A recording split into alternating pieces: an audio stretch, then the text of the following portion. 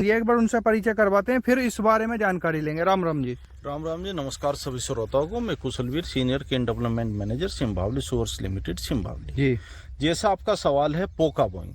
पोका बोइंग एक fungal disease है और फंगल में भी फ्यूजेरियम से पैदा होने वाली डिजीज है, फ्यूजेरियम मोलिनोफॉर्मी। और सही मायनों में कहा जाए तो ये एक एयरबोर्न डिजीज कही जाती है।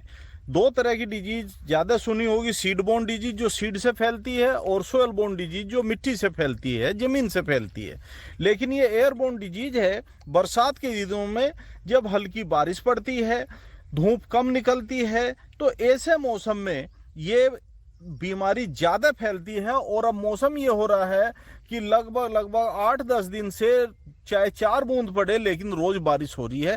तो वो इस पोका बोइंग के लिए सुटेबल एनवायरनमेंट मानी जाती है। यानी गरम और नम मौसम में ये बीमारी ज़्यादा फैलती है। इसके जो सिम्टम्स है वो ये है, पहले पत्ती में सिकुड़न आती है, पीला पड़ता है, फिर पत्ती गल के टूट जाती है। ये इस रोग के लक्षण हैं।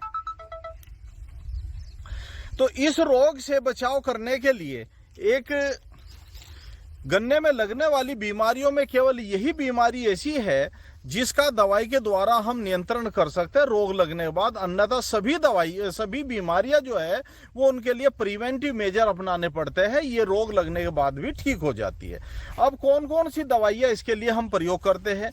इसके लिए जो लेविल क्लेम में दवाई आती है, कॉपर ऑक्सीक्लोराइड, COC 800 ग्राम दवाई को 200 लीटर पानी में घोल बना के प्रति एकड़ की दर से स्प्रे करें। या दूसरी दवाई है कोनिका, जिसमें COC प्लस कासुगामाइसिन है। ये 300 से 350 ग्राम दवाई को 200 लीटर पानी में घोल बना के स्प्रे करें। थायोफेनेट मिथाइल एक फंजीसाइड है, लेकिन इसके लिए लेविल क्लेम नहीं है और बहुत अच्छा इस पे काम भी नहीं करता। दूसरी दवाई जो लेविल क्लेम तो वो भी नहीं है, लेकिन उसका परिणाम जो हमने इस साल प्रैक्टिकल करके पाया है तो बहुत अच्छा परिणाम दिखाई दिया है। एजोक्सिस्ट्रोबिन 18.2 प्लस डाइफेनोकोनाजोल 11.4% दवाई का जो कॉम्बिनेशन है, ये आपकी सिजेंटा कंपनी एमिस्टाटोप के नाम से बनाती है, मोरास कंपनी टकासी नाम से बनाती है, आपकी FMC कंपनी अजाको ड्यू नाम से बनाती है, आपकी मैनकाइंड एजोडेजो नाम से बनाती है, धानु का कंपनी गोडीवा सुपर नाम से बनाते हैं। इनमें से कोई सी भी कंपनी की दवाई 200 मिलीलीटर दवाई को 200 लीटर पानी में घोल बना के खड़ी फसल पे आप स्प्रे कर देंगे तो काफी हद तक मैं मानता हूं कि 90% से ज्यादा परिणाम आपको अच्छे प्राप्त होंगे। तो आप इस तरह से इसका प्रयोग कर सकते हैं और इसका असर भी और दवाइयों के मुकाबले लंबे समय रहता है। हमने कई खेतों में 1 महीना पहले करवाया था तो आज तक उनमें पोका बोइंग दिखाई नहीं दे रहा है। 238 वैरायटी में ही ज्यादातर हमने, हालांकि रेड रोट के लिए ही यूज करवाया था, लेकिन उसमें पोका बोइंग भी काफी हद तक कंट्रोल हुआ है।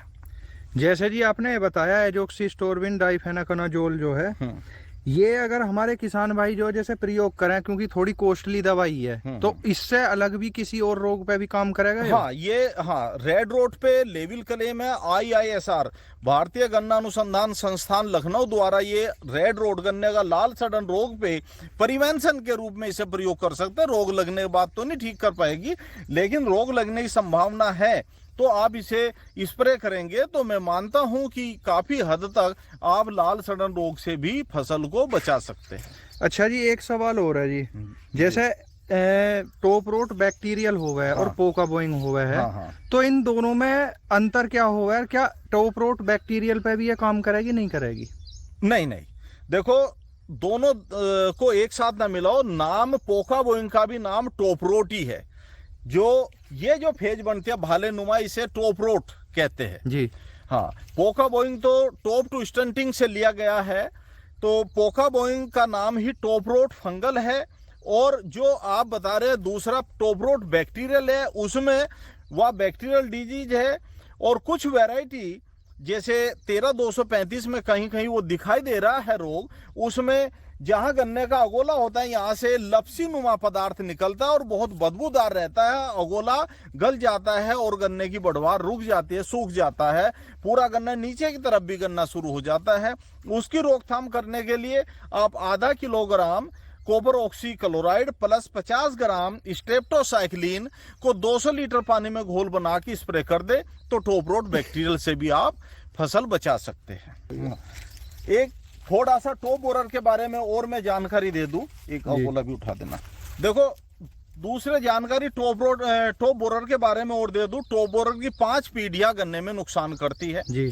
तीसरी पीढ़ी का अटैक हो चुका है और सबसे बड़ी दिक्कत आ रही है ओवरलैपिंग की। ओवरलैपिंग इसे कहते हैं कि ये टॉप बोरर का अंडा भी दिखाई दे रहा है, दूसरे टॉप बोरर की लार्वी भी दिखाई दे रही है।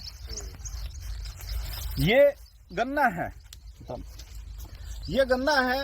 किसान यदि इसे देखेगा तो गन्ना आपको बिल्कुल ठीक दिखाई देगा कि मेरे खेत में कोई रोग बीमारी नहीं है, ना नीचे से भी देखने में साफ मिलेगा। और इसे यदि हम इसका डिसेक्शन करके देखते हैं तो इसमें हो सकता है कि टॉप बोरर की हमें लार्वी मिलने की भी संभावनाएं पूरी है।